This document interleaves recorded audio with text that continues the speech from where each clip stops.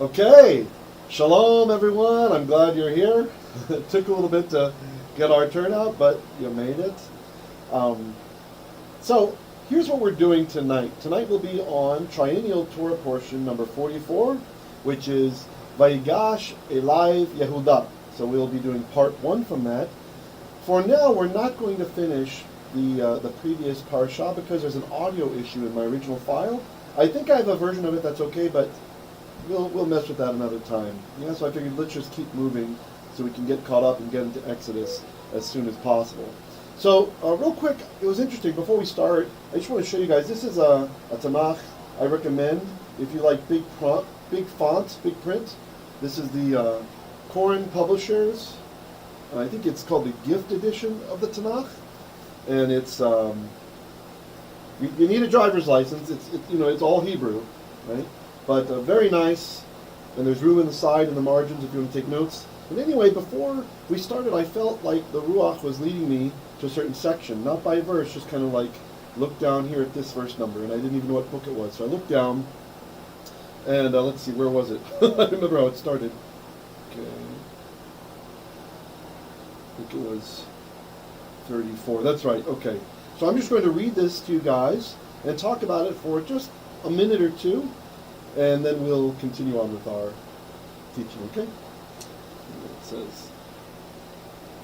It says, Umashach oto sham Sadok HaKohen v'natan hanavi lemelech al Yisrael v'tik'atem b'shofar v'amatem Yehi HaMelech Shlomo.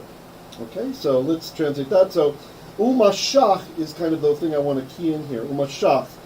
It says, and he anointed, from Mashach, this is where we get the word Mashiach, and he anointed him there, who anointed him Tzadok the priest, and Nathan the prophet, for king over Israel.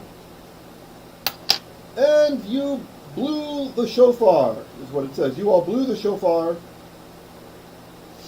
and you said, Yehi HaMelech Shlomo, let King Solomon live. May he live. Like, long live the king, kind of like we have in English, something like that.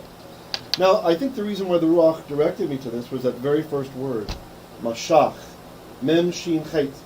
There's been a lot of confusion promulgated by anti-missionaries out of the Messianic world, where there's kind of a saying that every generation has a Mashiach. All right. Now, you have to understand. Often when you look up a Hebrew word in a lexicon, especially a scholarly lexicon, you'll have many listings for the word, many meanings that are given for that word. And people sometimes make the mistake of thinking it's all of those things all of the time. But that's silly. We don't do this in English. Imagine the word get, right? Did you get the joke? Did you get it? Meaning, did you understand? These sorts of things. You just can't do it. It doesn't work that way. And so, the same thing with Hebrew. So what happens is when you have a Hebrew saying that in every generation there is a Mashiach, well, really what that means is that in every generation there is an anointed person, right? And so the question is, anointed for what? Now, it's not correct to translate that into English as, in every generation there is a Messiah. This is just playing fast and loose with the Hebrew, because Mashiach does not always mean Messiah. You have to pick the meaning of the word which is appropriate, okay? So when we're talking about a king, that is anointed one, meaning he's anointed as king. When you're talking about HaMashiach, or HaKohen HaMashiach, the anointed Kohen, we're talking about the high priest. We would never translate that, the Messiah priest, okay? But what anti-missionaries like to do is they like to take the one meaning of Mashiach, and then they apply it to everything to hurt people's faith, to tear down the idea that Yeshua is the one and only HaMashiach, meaning the only one, the way we use it in English, the Messiah. And it's kind of a trick, because if you talk to our Orthodox Jewish brothers and you talk to them about the Messiah, they're not going to tell you, yeah, there's 20 Messiahs or 100 Messiahs. No, not unless they're thinking in Hebrew and they're using Mashiach, so it has those different meanings, right? Mashiach, then, Messiah in the Hebrew understanding could be different things. But as theologically we discuss the Messiah, and when you have messianic prophecies, we're not talking about every generation having a Messiah. That is a huge misunderstanding of Hebrew, and usually it's promulgated by anti-missionaries on people who don't know Hebrew, so they know that they can trick the people. Or the anti-missionaries sometimes are just ignorant themselves and don't even realize. And then somebody takes that and runs with it. So if you've heard that, now you have the answer. Let's get with our Torah portion study. All right, a couple more people came in. Welcome, glad you're here. Okay.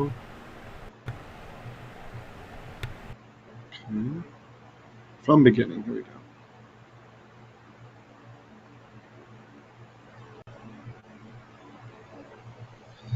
Okay, Baruch haba, welcome guys. Can you see me okay? I realize we can maybe get a little more head space. Let's see. Yeah, I think that's better. Oops, but I hold on. This way? Let's see. Sorry, I thought I had the camera all set up well, and then I kind of feel like might as well get it now rather than later. A little bit more. Let's see, put it right.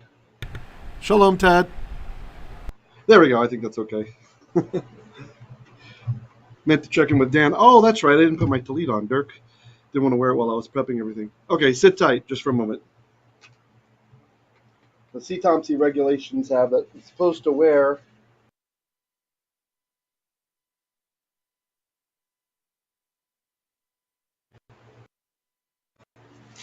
All right. Let's get this adjusted again. There we go. And we're back.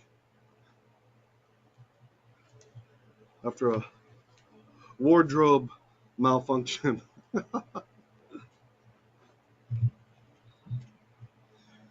All right, just quick start with an opening prayer.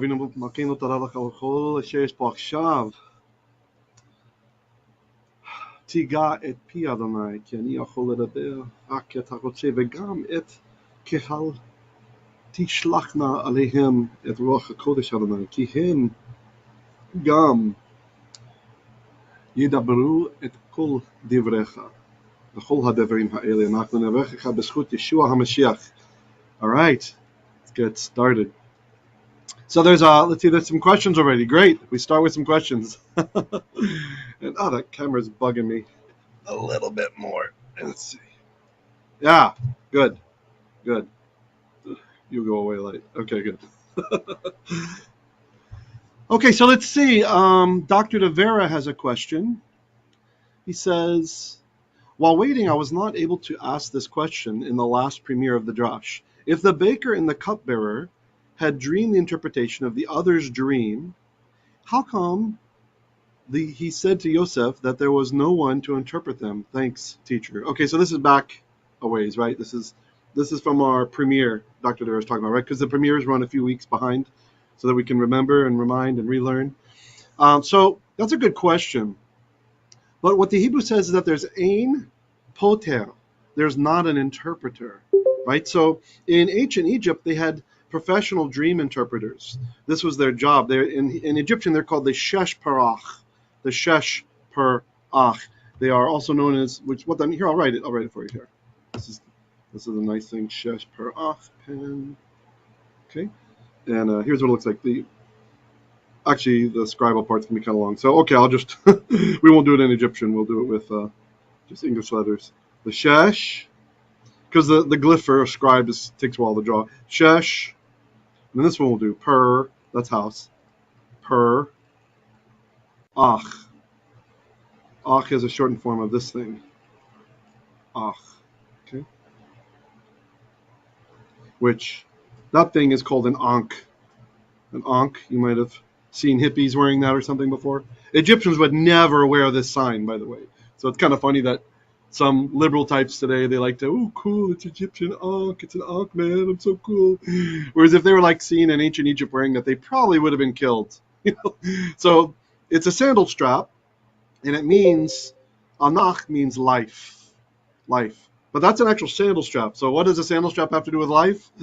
This is just how the hieroglyphs were read, right? So the way they wrote in hieroglyphs, it's usually not a picture of the thing, right? If I put a stick under it, then that means that's a sandal strap. But if I don't put the stick under it, okay, then it can be any word that has those same consonants, right? Or it could just be those sounds, right? So this guy, this is a house. right? It's a picture of a house. In this case, it actually is. I'm sorry, there should have been a stick under it. It's going to be the actual house. Wow, I did those glyphs so terribly. Anyway, and Shesh, it's this, it's got like this, it's got like the colors that the painter would have, and it comes up, and there's a little guy sitting here. The tens who are artists are going to thinking, what is this? Anyway, it's kind of like that. That's for Shesh. So it's got like a scribe and his tools, right? He's got there's some papyrus, and there's the little ink and stuff. So Shesh-per-akh is what they were called. And this means a Shesh is a scribe, per is house, and akh is life, right? The idea, you see the pictures of the gods holding these ankhs, because the idea is that the gods are the ones who give life to people, right? Who give life and take it away or whatever, yeah? And so it's interesting that these were experts. We found papyrus that actually have sections from the book, from the dream book, the dream papyri, it's called. And these guys, it was like an academic academy. They were professionals in certain areas, that some with magic, some with other stuff. And so one thing that they excelled at was dream interpretation. And so you would tell them your dream, they would take the symbols, and they would go look at the scroll, the papyri. They would open it up, and they'd look. And an example that's given by Dr. Brier, who's the world's leading Egyptologist on mummies. Dr. Brier says that in one of the papyrus that was found, it's a fraction, right? It's destroyed, but there's parts in there. There's like a column and another column and another column, right? So you have the first column is the symbol that you saw. So it shows a dwarf, right? It says a dwarf, like a hobbit or something, right? Okay, a dwarf. And then the next column expands, right? Bad, right? The general interpretation is bad. It's bad to see a dwarf in your dreams, right? And then you have some longer entries in the bigger column. And so one example that we have is if a man sees himself with a dwarf in his dream, in the same dream, then he's lost half of his life, right? So he's going to die young. So I guess the idea is like, the way the Egyptians saw it. Again, anybody who has dwarfism, I'm not picking on you, but the way the Egyptians see it, it's a dwarf is half a man, and so if you see the dwarf, you've lost half your life, right? So they weren't wheeling and dealing, these guys. They were professional dream interpreters. This went on for hundreds of years. It was a science to them. So they'd go break out the dusty book, right, from great-great-great-great-grandfather sort of thing, and they check out the interpretations. So this is so what he means, Doc, when he says poter, there's no interpreter, he means there's nobody here from the academy, right? No professional dream interpreters. Even though they had received, again, it's just midrash that they received too. You can also reject the midrash. Maybe the midrash is wrong, right? Remember, Bible is absolute truth. Midrash is legend, right? And the midrash helps to illuminate the Bible. Legend/tradition, we could say. It's not all legend, right? Some of them are legends like, Judah stomping his feet and, all these things. The guys are super strong. They can destroy an entire nation. And, some of it's more legend than others are, right? So I hope that answers your question. That's what he's saying. He's saying there's no Shesh-per-akh here in the dungeon with us. So did you guys understand that explanation, answering Dr. De Vera's question? So basically, the way that we know this, it's kind of like how we illuminate in our Revelation class the Greek terms by looking back into another writing. We look back into the Hebrew Tanakh, and we look at the Greek Septuagint, a Jewish translation of the Bible into Greek. It's a Jewish Greek.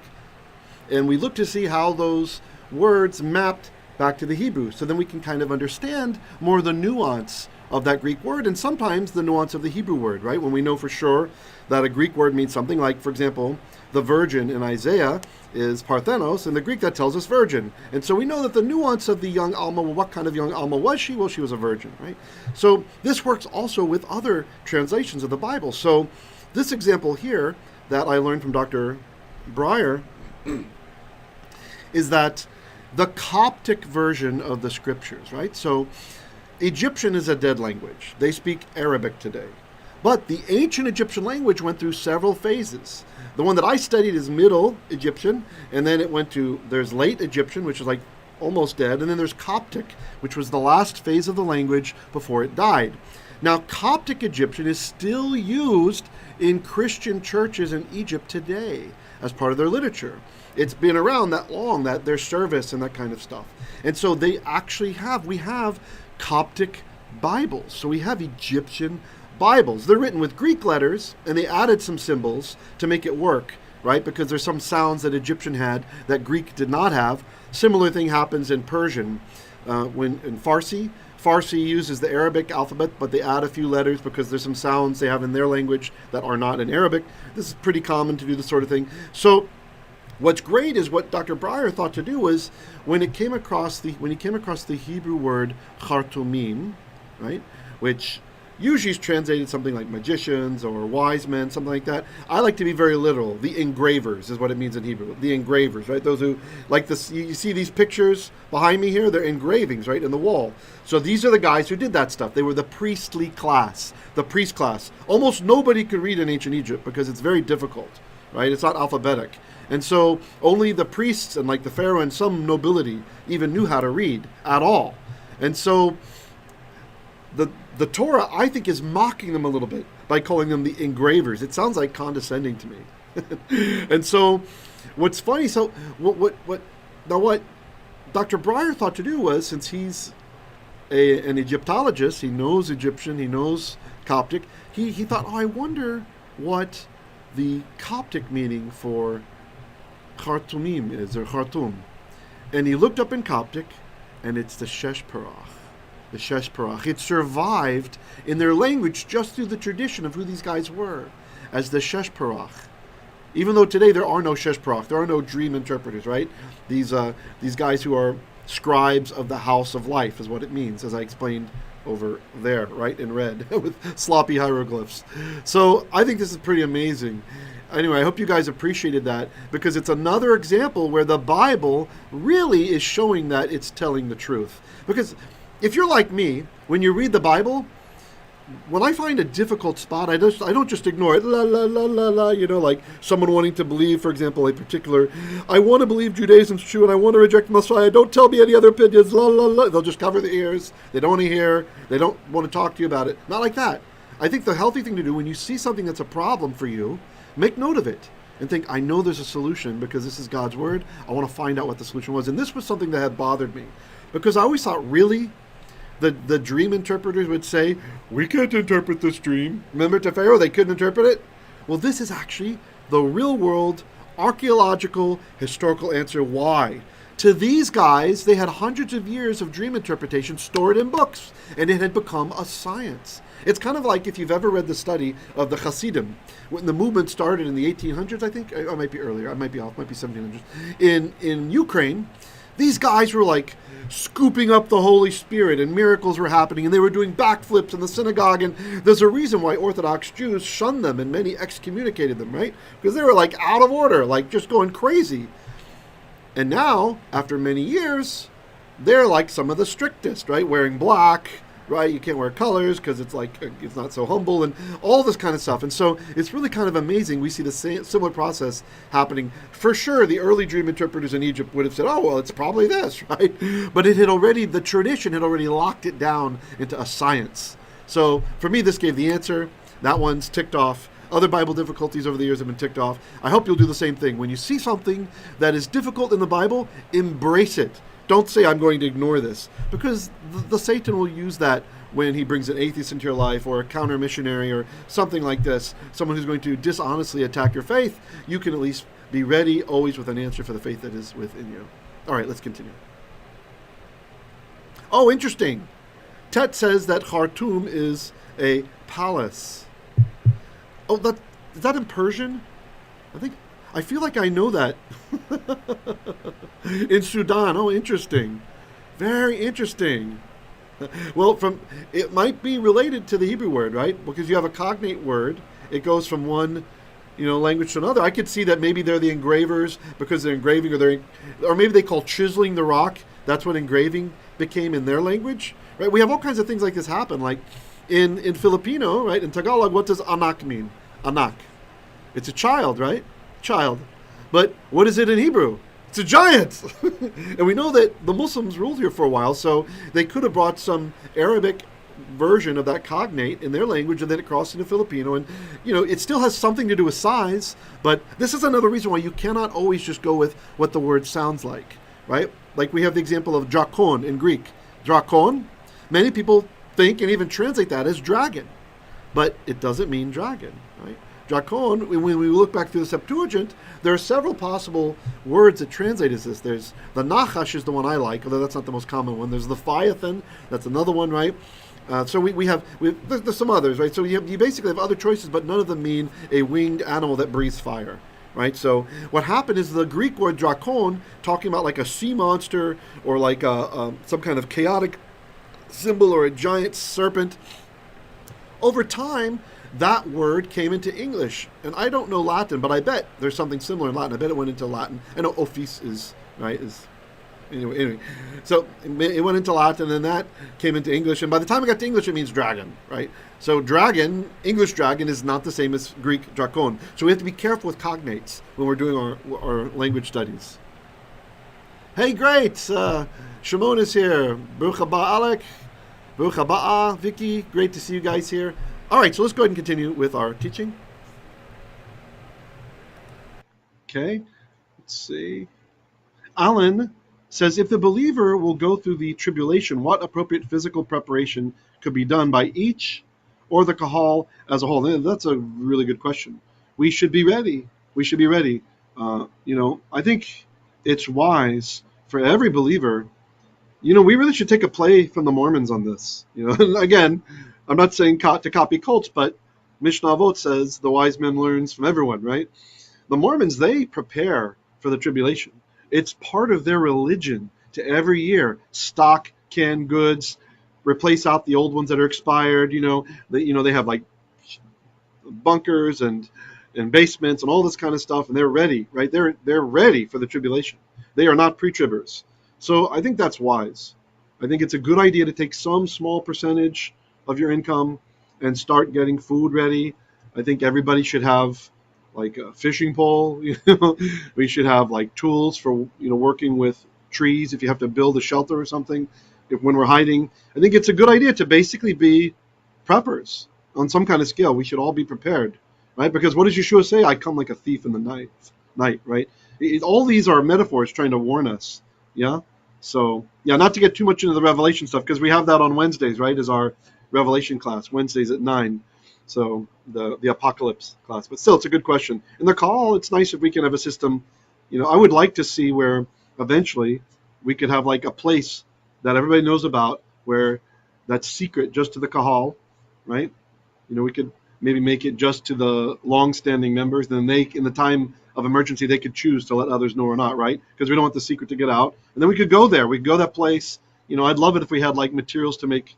Like I have about 3 kilowatt hours, maybe a little bit less, of solar cells that you can use to build solar panels, right? So those very small boxes that can be thrown in a suitcase, and we could have that kind of stuff up there, and then we could have, some sheets of glass so people could make solar panels. We could have weapons. We could, hunt if we had to. Even though hunting is forbidden in Judaism, it's not to survive. You're allowed to survive, right?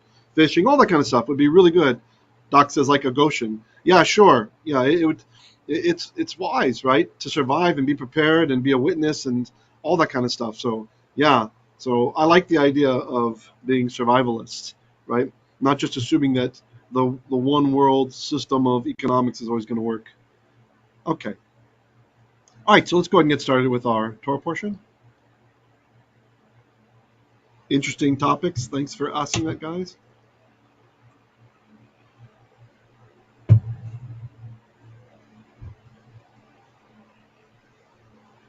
All right. The Torah portion today is called Vayigash, eylayv, Yehudah. Okay. Vayigash, eylayv, Yehudah, which means so Judah drew near, or then Judah approached, something like that. This is from the verb nagash, to approach, right? To approach somebody. It can be with hostile intent as well. And by the way, today is Shabbat Nachamu. So this is the Shabbat of our comforting, meaning your comfort for some sorrows. Basically, today marks that we are 7 weeks away from Rosh Hashanah. Can you believe it? Really crazy. But today's Torah portion really is one that's great for leading into the holiday season. And I think you'll see we'll have more that line up nicely from the triennial cycle with the kind of seasons of the Moedim that we're in this much older and more ancient reading of the Torah than the annual readings.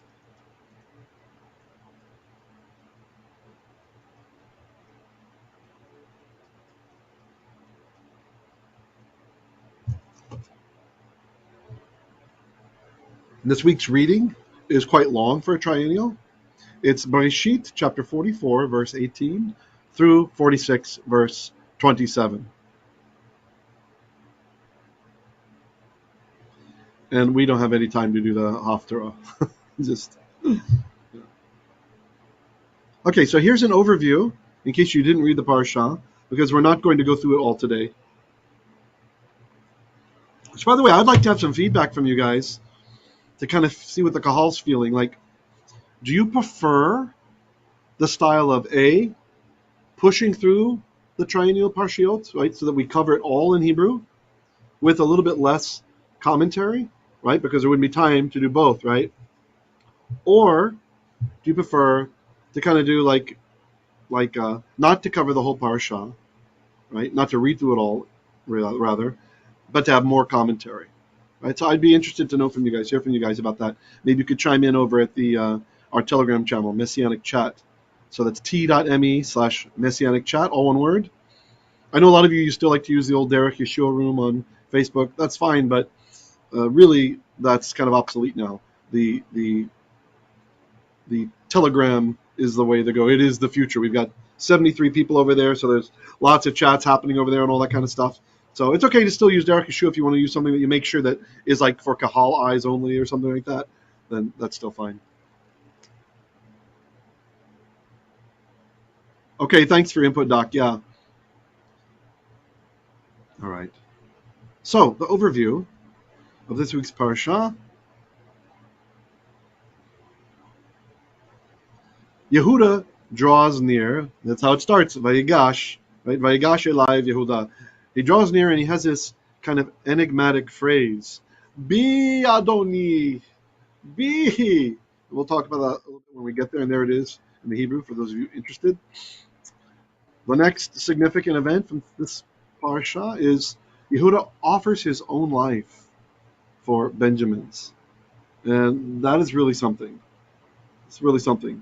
It's we're starting to see now Judah's leadership characteristics. Right? We're starting to understand why Yehudah will eventually be chosen to be the one from whom Mashiach will hail, right? That the Messiah will be from Judah's line. We're starting to see why, for whatever reason, Judah is the tribe that more than any other today is alive and kicking and well. Most Jews are from Judah today, right? So that's, and we'll also see that it's true that with this authority and military prowess, that even in Israel today, it's an amazing testimony when you see little Israel with 7 million population or approaching 7 million.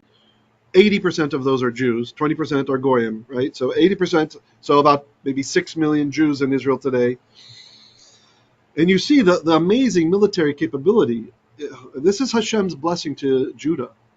We had a mistake in our nation's history. We will celebrate this year, as we always do, Hanukkah, right? In the Brier months, as you call them here in the Philippines.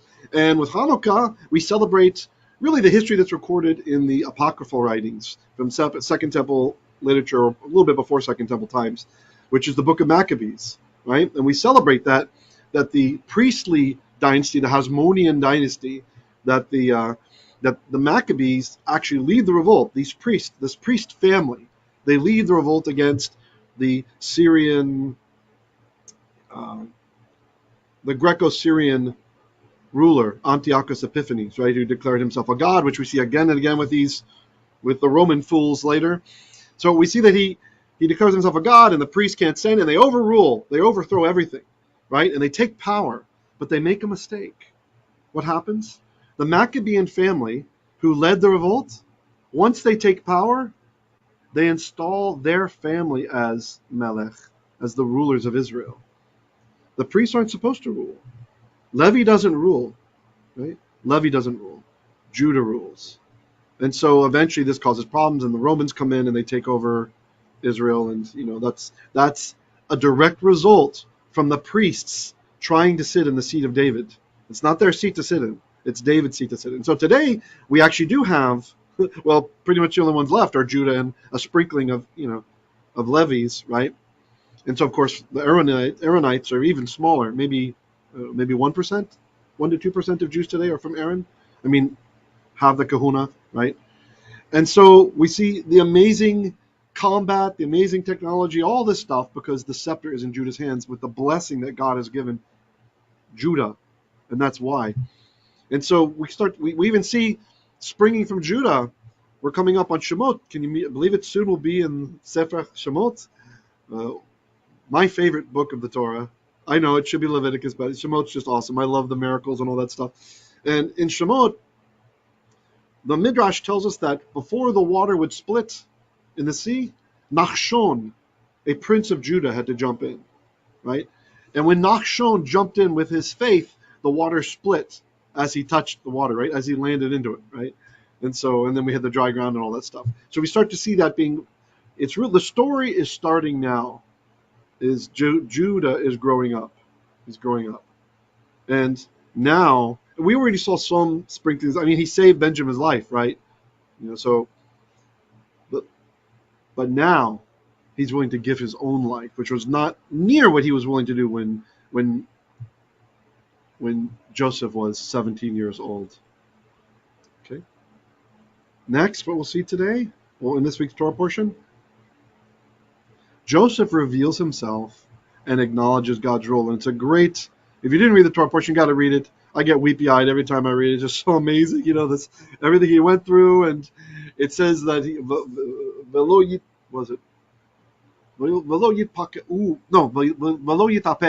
Yosef. Joseph could not contain himself any longer, right? He couldn't maintain his composure. His stiff upper lip, as Joshua might call it, our British member of the Kahal. And he loses it, he cries, and it says Egypt heard, and the house of Pharaoh heard, and everybody here is weeping. And can you imagine being his brothers? They must be freaking out. What is wrong with this madman?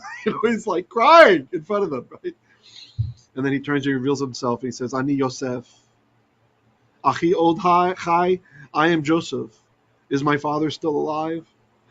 Can you imagine the terror from going from thinking he's a madman to realizing, oh my goodness, the king of Egypt basically is the brother who we sold into slavery. Dr. Vera chimes in too. He gets 2 eyes every time I read this portion. Yeah, it's just so. Well, first of all, it's true. It's a true story. If you like to watch those true stories on TV and stuff, this is a true story, and it really rings true. All the elements of it ring true, and to realize this really happened to someone who really became such a righteous person, and the way that he responds is really archetypical of what we're going to see from Mashiach ben Yosef, the Messiah, son of Joseph. The way that we see Yeshua, the Messiah, responding on the execution stake, forgive them, Father, for they do not know what they're doing, right? And it's just such a spitting image of this type of mercy that we see from Joseph, right? I mean, Yeshua could have called down the thunder and just killed all those Romans, right? And Joseph had similar power. He could have wiped out his brothers if he wanted to. He could have enslaved them, measure for measure, right? He could have certainly the Torah penalty for kidnapping someone and selling them into slavery is death.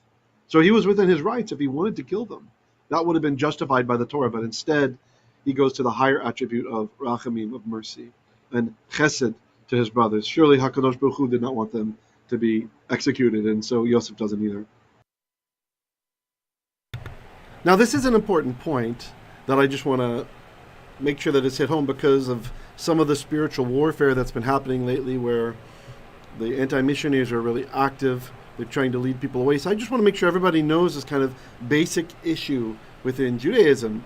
So the expectation in classical Judaism had been 2 messiahs. We expected 2 of them, right? We expected Mashiach ben Yosef, this is the Messiah, son of Joseph, and Mashiach ben David.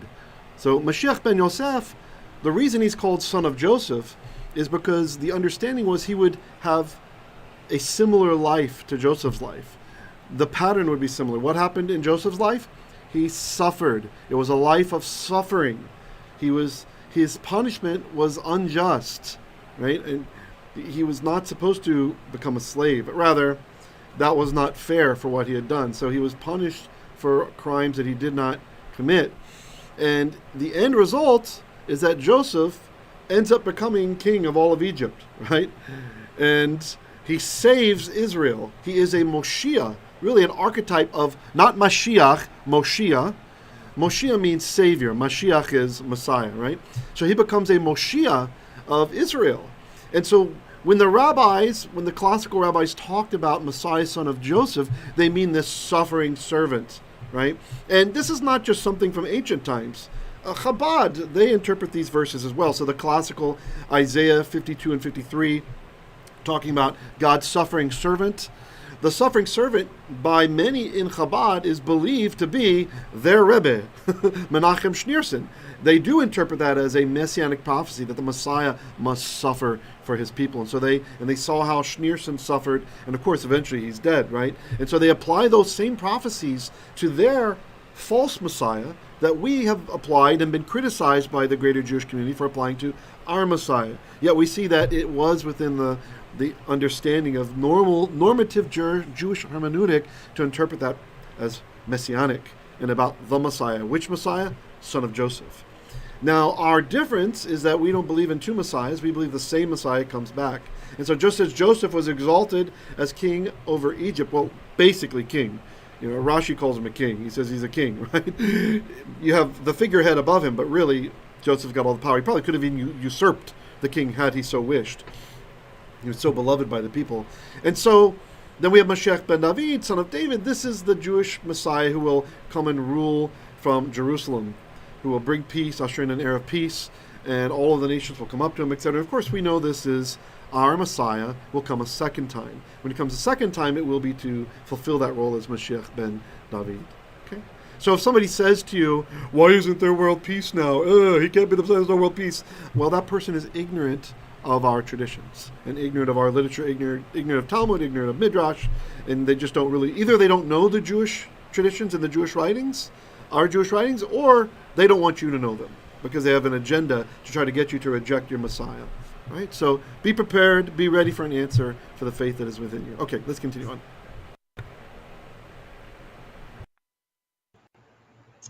And then we have the brothers return to Yisrael, to their father, to tell them, your son Joseph is alive. Now, when he hears it, this is also another enigmatic section in the story. The text tells us that Yisrael's heart is frozen, that it's frozen. Have you, any of you ever felt that way? You've been kind of in a period in your life. Maybe you've been in a down cycle, or you've been depressed for a long time. And one thing that happens with depressed people is they do not like it when you mess with their depression. If someone's depressed, especially we're talking a years long, it's an addiction, basically. It's an addiction. It starts out from some terrible event, right? They have a real reason to be sad. But they become addicted to the feeling of being depressed and connecting to themselves through the sorrow. Like it's kind of a perverted way of loving themselves through their sorrow. And it fills many of their human needs. Their significance comes from the horrible event that happened to them, their depression, right? It takes over and blinds other things in their life.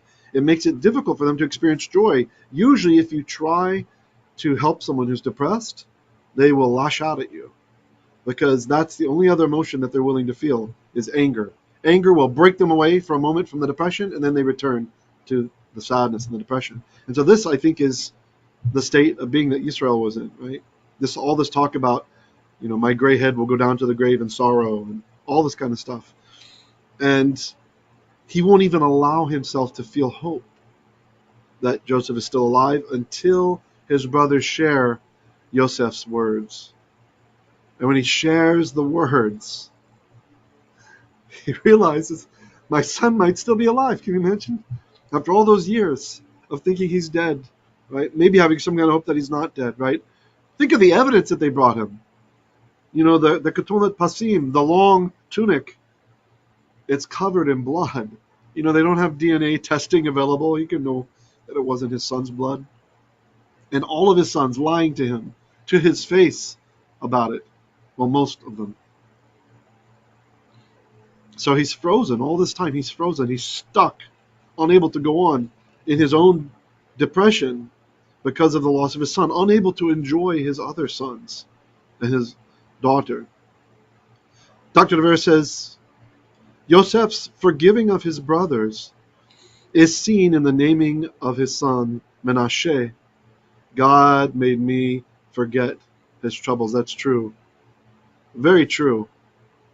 Yeah, there's power in the names that people are given in the Torah. So finally, after Yaakov Avinu allows... Yes, I just want to deal with one of the comments. Ted says, yes, they find comfort in the depression of self-pity. And yeah, that certainly is true. But I want to make sure everybody understands. I'm not picking on you. If you're someone who is depressed right now, you need to understand that the Lord does not want this in your life. These are not the fruits of the Spirit. He wants you to climb out of that. He wants you to break free and get out of that. The only reason I'm describing the pattern, well, it's called, in human needs psychology, it's called a figure eight. Not all people who are depressed enter into this, but most do, if they're in there for a long time. If you allow yourself to remain in this depressed state, then you will find yourself lashing out at loved ones and friends who try to get you out of your depression. It's kind of a twisted thing that happens. The person is connecting often to themselves, and by allowing themselves to feel this deep sadness, they somehow feel connected to somebody, namely themselves. And then when someone tries to drag them out, anger is or sometimes they even just get angry for no reason, right? They'll just lash out in anger, and they don't even know why they're angry, because they want to get out of that depression. So if someone listening tonight, or if it's daytime where you're at, if you're watching this and you're going through depression, you need to know that this is not where God wants you. This is not the fruit of the Spirit. It's not the shalom that surpasses all understanding. You need to get out of that. So first decide. Tell yourself there are other ways to connect to myself rather than feeling down. You need to change your focus. Start focusing on what you do have that is great in your life. You know, if you're depressed because you lost someone that you really cared about, well, focus to Hashem, give gratitude to Hashem that you had that person in your life for the time you had. Think about the fact that you had those good times, not that you don't have them anymore. Focus on what you do have and show some gratitude.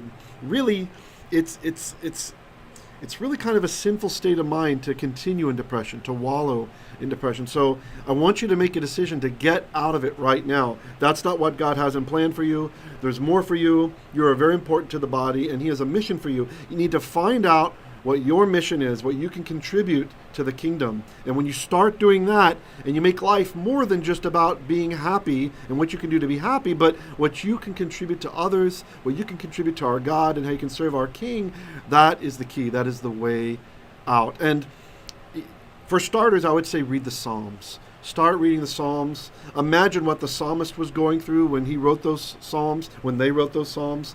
Put yourself in their place, and then think about how much better it is in your life. This can help. So, and we also just pray that right now, Avinu Malkeinu, ken yhi ratzon ki tirapeh, tirpo Adonai, et kol asher yesh lahem depressia, gam achshav Adonai, bi bekoach Yeshua HaMashiach, b'zchut Yeshua HaMashiach, anachnu me'aminim. All right, let's get back to our teaching.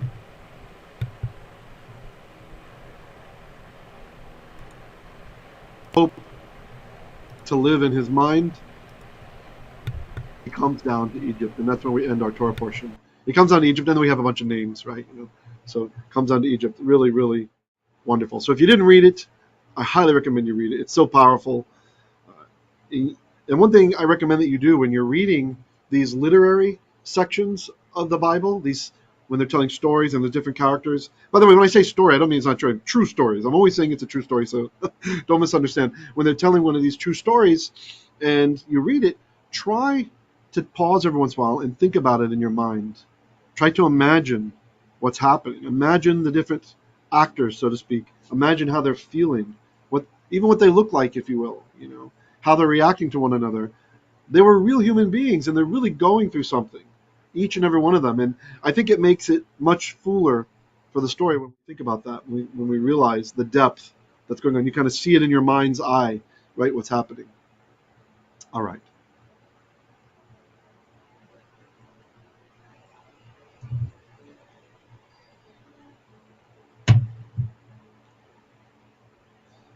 Here we are. This is Genesis chapter 44, verse 18.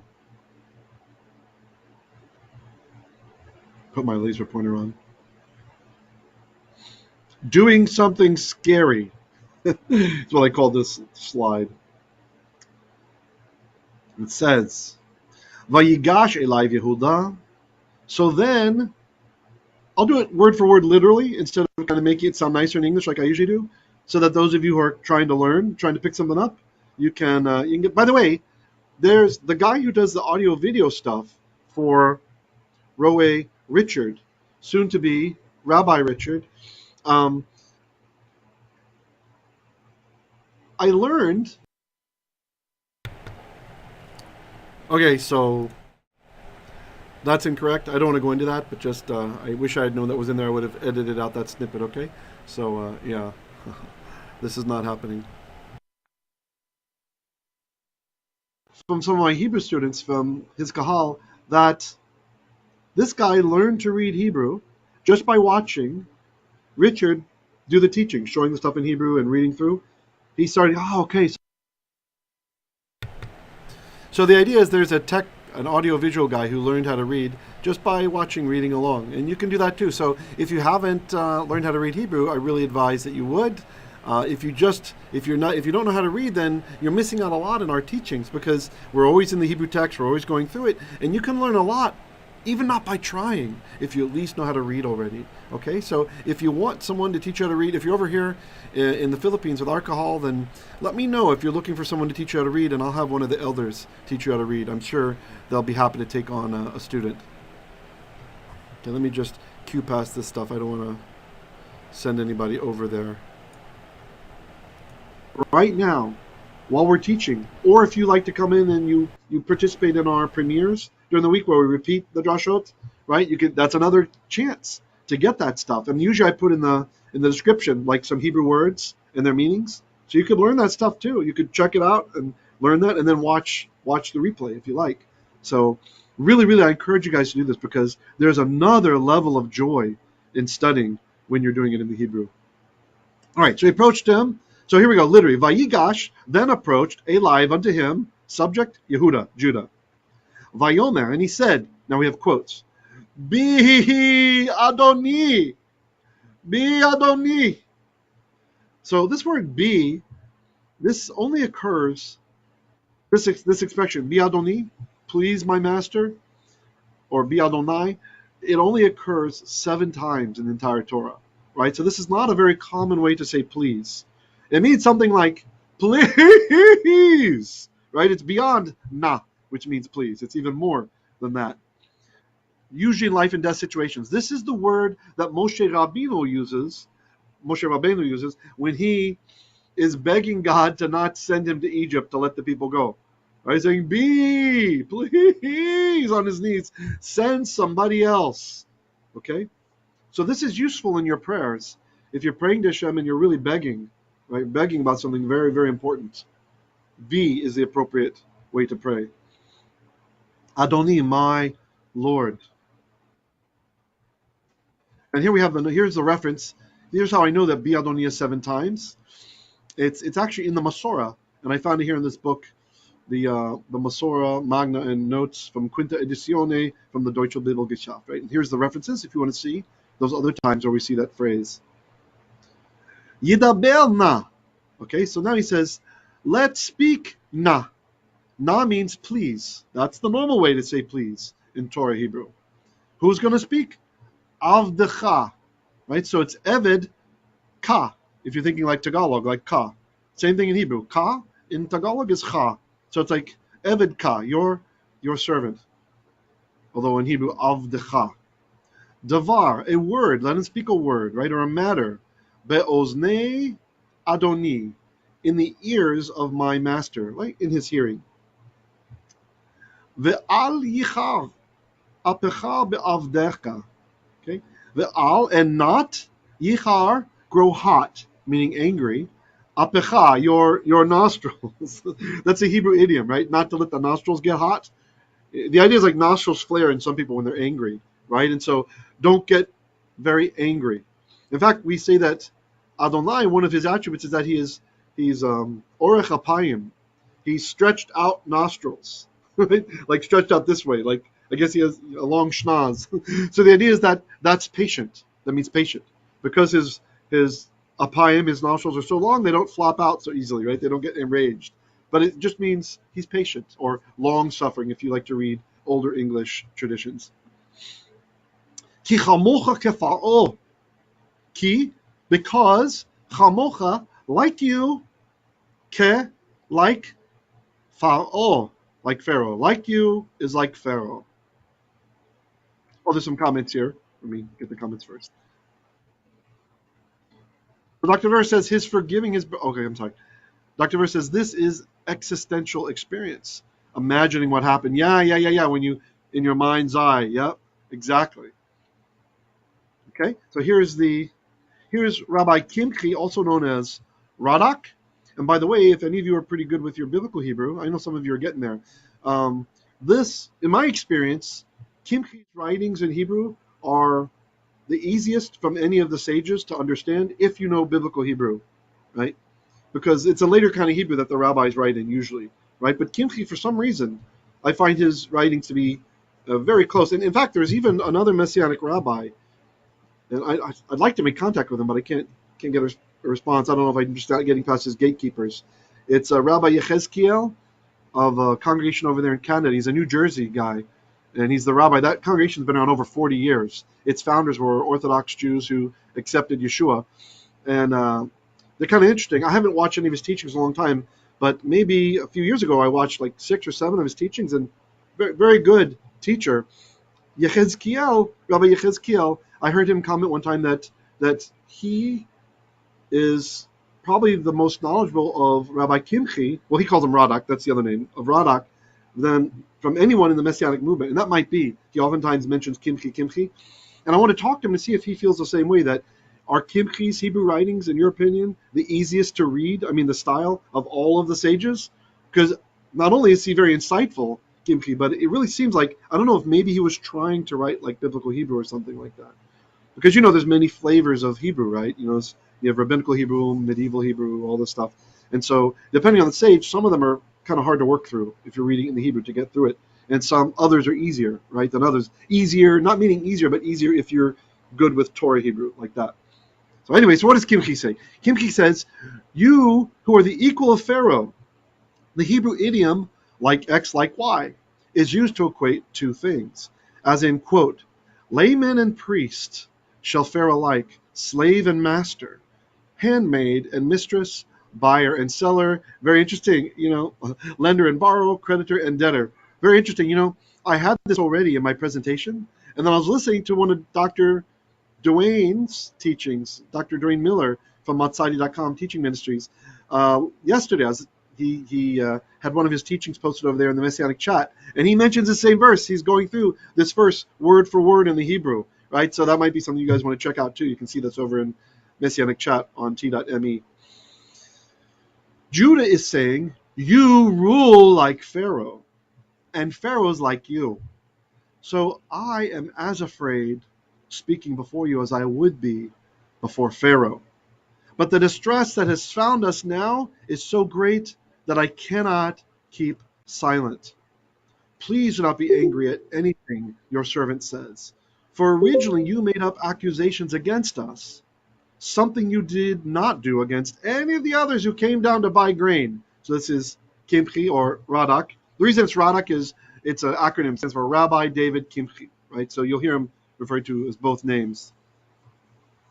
Okay. And then more on that, you are like Pharaoh. The Bekhor Shor comments, Yehudah knew it was this guy who put the goblet in Benjamin's bag, but he could not say this, right? He couldn't accuse him publicly, directly. He also reasoned that there is no one above you to whom I can appeal, since you are like Pharaoh. So I must reason with you now, right? So if this was some lower level judge, maybe you could like appeal to Caesar sort of thing, right? Like Paul does, appeals to Caesar, which didn't work out too well, but nevertheless he appeals to Caesar. So Bekhor Shor is showing that Judah's a bit mad, right? He's trying to save his brother's life from a life of slavery. He's trying to save his father's life. And so he's taking a stand, even though it's frightening to stand before this man who rules all of Egypt. And he's putting it to him a little bit. He's sticking it to him. He's saying, you're like Pharaoh. And some of the commenters say what that means is, and Pharaoh's like you, right? This is also what Kimchi is kind of hinting at with the x like y, right? If you have x equals y, well, that works the other way in math. You can also say y equals x, right? It works both ways, right? So he's saying Pharaoh behaves like you, and you behave like Pharaoh, right? Trumping up false charges, not doing justice, etc., etc., etc. Even you've claimed to do divination from your gavia, this thing that's now contested the cup, the bowl. Remember, that's an Egyptian word. It means a bowl with like a stick on it. All right. Verse 19. Adoni sha'al et avadaiv lemo. Adoni, my Adon, my master, sha'al asked et avadaiv. We don't translate et. Avadaiv, his evids, his servants, lemo, saying, Hayesh lachem av o ach. So this ha is a question mark. It's like upside down question mark in Spanish, like pregunta. Right? So hayesh, does there exist lachem, to you all, av, a father, o, or ach, a brother? Okay.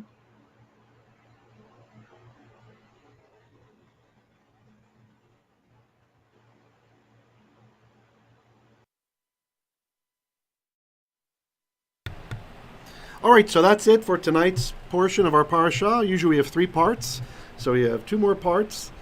Each will be about 45 minutes each, a little bit less. Actually, maybe 40 minutes, depending on how much we interact. So look, there's been, looks like 17 viewers. Please click like.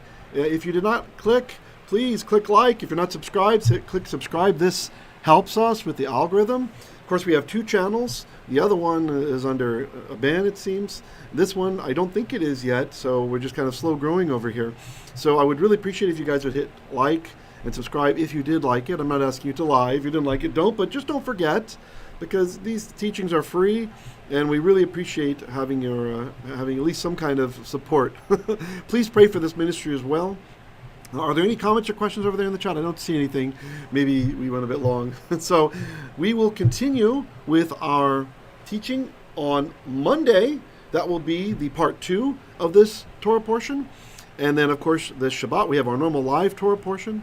And let's see, today's Thursday, right? So, and then next Tuesday, Bezrat Hashem, we will have our language lab, which is for all levels of Hebrew speakers. It's immersion in the biblical text. We'll just be jumping in one of the texts, probably continuing on Isaiah. And then if you want to get the deeper details of Isaiah, go check out matsadi.com for the teaching on Isaiah over there, where Dr. Dwayne goes through talking about all the sources from the Targums and the rabbis and all kinds of amazing insights, and even pulling out messianic references like he did most recently over there from one of the Targums. So I highly recommend that. So if you want to get the language, we might do Mishlei next week. I'm not sure. I haven't picked the text yet. So anyway, you guys have a great evening, great rest of the day, and join us over at t.me. That's me / Messianic Chat. T.me / Messianic Chat. We have all kinds of Messianic believers over there chatting about all kinds of stuff. It doesn't just have to be about Torah or Mashiach, and we'd be happy to have you over there. Shalom, shalom. Have a great night.